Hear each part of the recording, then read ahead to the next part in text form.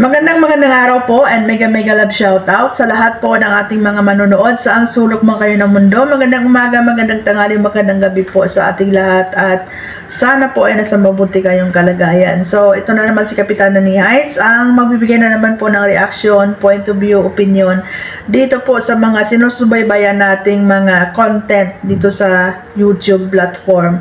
So ito nga guys, no, lagi tayong nanonood dito sa community ng Kalingap, no, at nag-o-observer tayo, no, bilang isang reactor. So magbibigay tayo ng ating reaction at opinion, no. So ayan guys, no, ang nangyari sa Kalingap community ngayon is parang hindi mo na masasabi na humanitarian or charity community dahil nga sa dami ng issue. At yung iba dyan hindi na nagpo-focus sa charity kundi doon na lang sa entertainment, no. And isa ito sa mga umiingay ngayon, no, ang daming issue about sponsors at about sa mga sabihin nating lapses, no. And of course, pag involved po ang people's money, no, diyan talaga nagkakaroon ng issue about transparency, no. So ang sa Kalingap, ang dami nilang grupo dyan guys, no? Ang dami nilang grupo, pero kung naobserbahan natin, sila lang din yung mga nagbabangayan, nagsasagutan, at tawag dito, hindi nagkakaintindihan, no? So, ayan, mainit ngayon ang issue kasi nga may mga umaalis na mga supporters, may mga umaalis na sponsors, which is a very common scenario sa lahat ng mga communities, no? Kasi voluntary yung pagsuporta nila, voluntary yung pag-sponsor nila, voluntary yung pagbibigay nila ng mga gift of love, and they have rights na umalis lang din voluntarily, no? So, minsan sabihin nila, ba't nila lang umalis, bakit kailangan mag-ingay? Mag-ingay. Yun talaga kumbaga, they're part of that community already, and mayroon na silang involvement yan, mayroon na po sila mga contribution, and malaki po yung naging, nila dyan, no? Naging factor ng community na yan, and importante sa lahat, napakinabangan sila ng community, no? Real talk, napakinabangan sila. So, kumbaga, habang nandyan ka pa at meron kang pakinabang, meron kang makukuha ma-acknowledgement, no? Pinapaingay yung pangalan mo, di ba?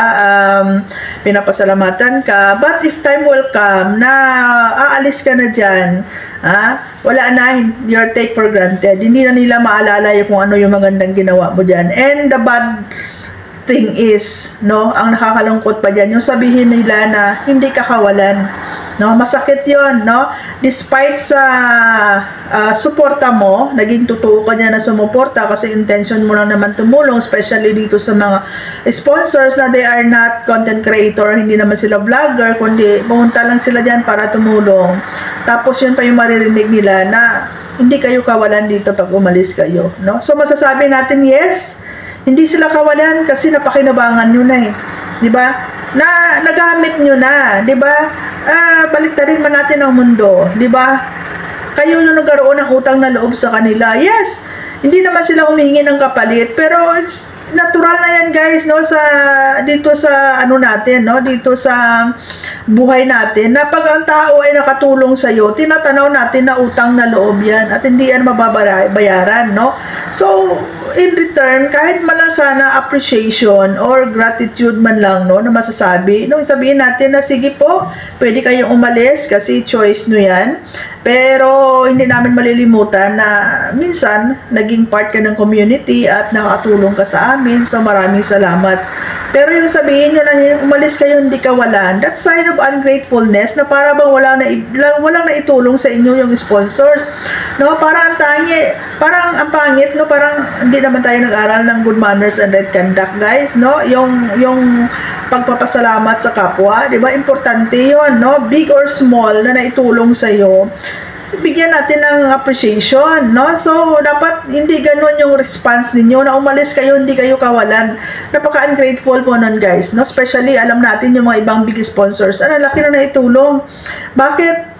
Nakilala ba ang mga beneficiary na yan, no? Sumikat ba ang channel ni Kalingap Rap kung hindi dahil sa sponsors?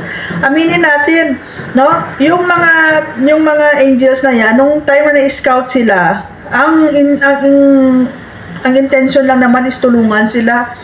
Kung walang bahay, pabahayan, di ba? Yung gustong mag-aral, paaralin, gawing scholar. Pero, no, come to think of it, Dumating ba sila sa punto na magkakabahay sila ng malaki? Dumating ba sila sa punto na maging milyonarya yung mga yan, makabili ng lupa, kundi dahil sa sponsors? No. No? Do you think magkakaroon sila ng ganyang kadaming blessings kung dahil lang kay Kalinga Prab or dahil lang sa channel ni Kalinga Prab? Hindi. Sumikat ang channel ni Kalinga Prab. Wow! No? Ang beneficiary ng Kalingap na kapag travel abroad, di ba? Nakapunta sa kung saan-saan, 'di ba? So, ang credits niya ang sumisikat diyan si Kalinga Prab at ang Kalinga community. But then sino po ba ang nagfi-finance? Sponsors. 'Di ba? Sponsors. 'Di ba? Nakilala si Kalinga Prab, sumisikat ang Kalingap dahil po sa mga sponsors kasi sila po talaga yung nagfi-finance. Pero sino po ang nagbe-benefit? Sino po ang kumukuha ng credit? Si Kalinga Prab at ang Kalingap. Kasi kung totoong charity talaga ang ginagawa ni Kalinga Prab, na talagang ang intention niya yung kikitain sa vlog, itutulong niya, paano naka-acquire ng mga milyon, tawag dito, mga milyon na property si Kalinga Prab kung talagang ang kinikitaan niya sa channel niya ay tinutulong niya talaga as charity, no? Masasabi natin na siguro out of 100%, 30% ng tinutulong ni Kalinga Prab dyan, and ang 70% galing lahat yan sa sponsors, and ang 70% na kinikita niya, pupunta talaga yan sa pangkabuhayan nila, di ba? Pero 100% na credit, kasikatan yung natatanggap niya. Tapos kapalit ng mga sponsors na yan, sasabihin niyo, umalis kayo, hindi kayo kawalan, di ba? Hindi kayo kawalan kasi wala na kayong pakinabang kasi napakinabangan nyo. So, napakapangit po yan guys na magiging imahe ng Kalingap. No, yan po ang number one na napakapangit na nakakasira sa imahe ng Kalingap. Na pagkatapos nyong mapakinabangan ang mga sponsors, pagkatapos kayong tulungan, sabihin ninyo umalis kayo, hindi kayo kawalan. Hindi po yan ang proper or right na term na dapat binibitawan ninyo sa mga sponsors na umalis. Diba? Ang pangit po yan. And one thing, dito sa Kalingap, kailangan bias ka, no? Kailangan lunukin mo yung prinsipyo mo kasi pag mayroon silang narinig dyan na hindi swak sa pandinig at sa panlasa nila na opinion mo, sasabihan kang anti-Kalingap. Imagine, kahit yung mga reactor ninyo for how many years, napakinabangan nyo yan, nagtanggol kayo, di ba? Tapos may naglabas lang sila ng opinion nila, sabihin nyo na anti agad. Di ba? Ang gusto kasi diyan sa Kalingap, kumbaga parang gawin kayong ano diyan, no? Gawin kayong alisan kayo ng karapatang pantao, alisan kayo ng karapatan na maglabas ng sarili nyong hinanaing at opinyon. Kailangan may uniform, no? Uniform po yung mga ano niyo diyan, opinyon niyo diyan, kailangan talaga positibo, kailangan talaga tawag dito, magiging pabor diyan sa loob ng community ninyo kasi kahit supporters pa kayo diyan, pag hindi po nila nagustuhan yung komento mo, yung opinion mo, sasabihan kang antay. Matanong mo lang sa Kalingap, ano po ba talaga ang tawag dito, ano po ba talaga ang ano bang term doon? Ano po ba talaga ang basihan ninyo para masabi na solid Kalingap? Yung lunukin na lang yung pride, yung kahit mali, sige, tama, no? Yung kahit may sarili kang opinion, hindi mo pwedeng ilabas kasi pagtaliwas sa pandinig at sa panlasa nila, antay ka, no? Napaka ano guys, no? Masasabi natin napaka manipulative community po yung ganyan, no? Bakit? Porket supporter ka, wala ka bang karapatan na ilabas yung opinion mo? Malay mo, no? Malay mo may mga ibang kasamahan niya na hindi nila naisip yan, na pag ikaw yung naglabas niyan, ay marirealize nila na yes, no, tama pala, dapat ganyan yung gawin natin para maging progressive yung community natin. Pero hindi guys, no? So sabihin natin na ang kaguluhan diyan mismo nanggagaling sa loob. 'Di ba? Kasi wala kayong kalayaan na mailabas nyo yung mga opinion ninyo at mga saloobin nyo. Kailangan talaga magiging plastic ka, no? So, dyan sa loob ng Kalingap, pasasabi natin ang daming mga plastic dyan. No, sa totoo lang, for the sake of views, for the sake of revenue, for the sake lang na ma-maintain mo yung mga supporters mo, for the sake lang na magkakaroon ka ng tawag dito, magkaroon ka ng regular na support and sympathy dyan, kailangan magpaka-plastic ka, no? Hindi bali na parang makikita nila na parang wala kang paninindigan, wala kang kredibilidad, wala kang sariling prinsipyo, as long as pabor po sa kanila yung sasabihin mo, no? So, yun ang pangit, no? Kailangan sa mga live stream nila, sa mga content nila, positibo yung ikomento mo. Kailangan pabor sa kanila. Kasi once na makita nila dyan, na taliwas ka doon sa mga gusto nila, sasabihan kang antay, no? Ang pangit na masabihan ng antay na as if naman, di ba? Sobra pa sa, ano guys, walang demokrasya na matatawag, no?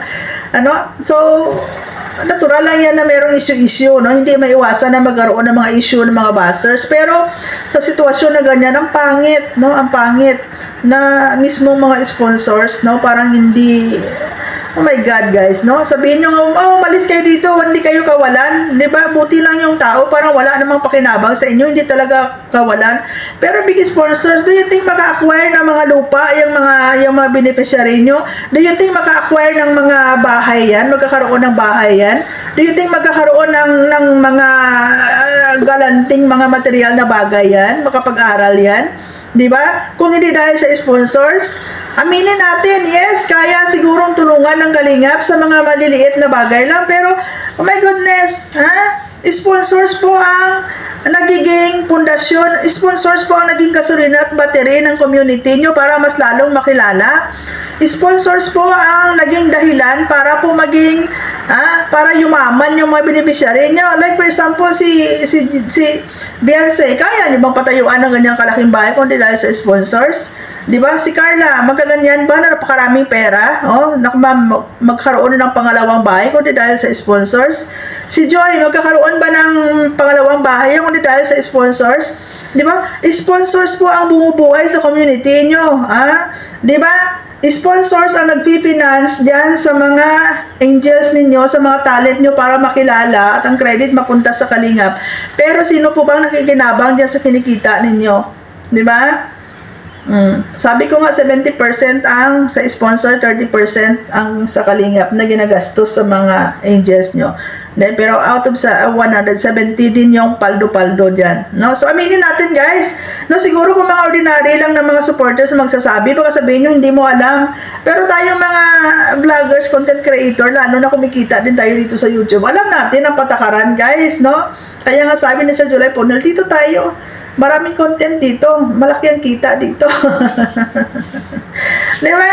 So, wala naman tayong pakialam dyan sa kita-kita na yan kasi natural lang yan, sino ba naman vlogger na ayaw kumita. Pero dito sa punto na yung sponsors parang, di ba? Parang basura na lang yung tingin niya pag wala na kayong pakinabang. No? Ang matatawag dyan, users. Di ba? Na kung meron kayong pakinabang, okay, gagamitin nyo. Pero pag wala na, itapon nyo na lang, ganun lang yon. No, masakit yun guys, no, masakit yun. Okay lang yung mga ibang sponsors dyan na nakikinabang din sila sa Kalingap, na may mga channel sila, kumikita sila. Pero itong mga sponsors na hindi naman sila vlogger, di ba, nagbibigay lang sila, lumalabas lang sila, naglabas ng pera nila kasi doon nila pinapakita yung tuo-tuong pagmamahal nila sa pagtulong financially. Kasi yun na naman yung kaya nila no, magtulong sila financial para maibigay yung mga kailangan. Like for example, magbigay ako ng pera kasi gusto ko magkabahay, di ba? So, naglalabas ng pera nila pero wala silang kickback na nakukuha kasi intention nila is tumulong, sponsor sila mo, no? Hindi kagaya ng iba dyan na sponsors na yes, they are sponsors pero kumikita sila, no? Nakakuha sila ng subscribers, ng supporters, di ba? At nagkaka-revenue sila dyan, so may benefits sila.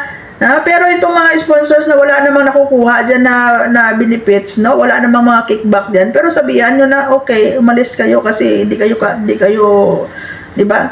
Hindi kayo tawag doon, kawalan, no, sa community. Masakit yun guys, no? So, dyan sa Kalingap, ingat-ingat kayo, kailangan positibo yung komento ninyo kasi once na negative yung komento nyo, antay kayo. Kahit pa sumuporta kayo ng isang dekada dyan, once na nakakomento kayo ng hindi maganda, antay na agad kayo. Kaya sabi ko, ano ba talaga yung basis nyo? Ano ba talaga yung requirements? Ano ba talaga yung basihan para masabi na ikaw ay solid Kalingap? Di ba? Yung sunod-sunuran ka na lang, na yung puti, pwede mong gawing kulay asol, di ba? Para masabing solid Kalingap ka. Di ba? Napaka-unfair guys, no? Napaka-unfair sa ibang mga supporters. Ayan. So, yun lang, opinion ko, no? So, Huwag kayo matakot na sabihan kayong antay, guys, kasi wala naman tayong hindi naman siguro mawawala yung kalahati ng buhay niyo masabihan kayong antay, at saka hindi naman siguro kabawasan sa pagkatao ninyo kung alisin kayo sa kalingap. Bakit? Unless kung sa kalingap talaga kayo nabubuhay, no? At saka kung sabihan kayo antay, what? So what? Diba? Hindi naman siguro, di ka naman umaasa siguro ng tanghalian, diba? Agahan, tanghalian na punan mo sa kalingap. So, anong masama kung sabihan kang antay? As long as alam mo sa sarili mo na, di ba, nasa tama ka, alam mo sa sarili mo na dyan ka nagkakaroon ng peace of mind, ng kalayaan, at mailabas mo yung opinion mo. So, anong problema doon? Di ba? Bakit pag sinabihan niyang antay, mawawalan ka ba na mabayad ng electric bill mo sa bahay mo? Di ba? Bakit kung sabihan kang hindi ka supporter ng kalingap at antay ka, bakit? Di ba? You lose 1/2 of your life? Hindi naman di ba? So, kung kung alam mo na sa tama ka, go lang, 'di ba? Kung alam mo may pinaglalaban ka, go lang, 'di ba? Malay mo sa kaka-express mo ng opinion mo, 'di ba? May mga taong maliliwanagan din at marirealize nila. May mga realization na mangyayari, guys, basta open-minded ka lang. Ganun lang 'yon, no? So, diyan sa mga sponsors diyan, 'di ba? Kailangan kayo, positibo talaga lahat ng sasabihin niyo diyan, kasi once na makapagsalita kayo ng hindi maganda diyan, kahit na milyon na yung nailabas niyo pera at naitulong niyo diyan, wala 'yan, no? Wala 'yan. Walang silbi 'yan, 'di ba? Sasabihin pa rin kayo na umalis ka, hindi ka kawalan kasi napakinabangan ka na. Pangit, 'di ba? Yan lang, guys, maraming salamat and God bless everyone.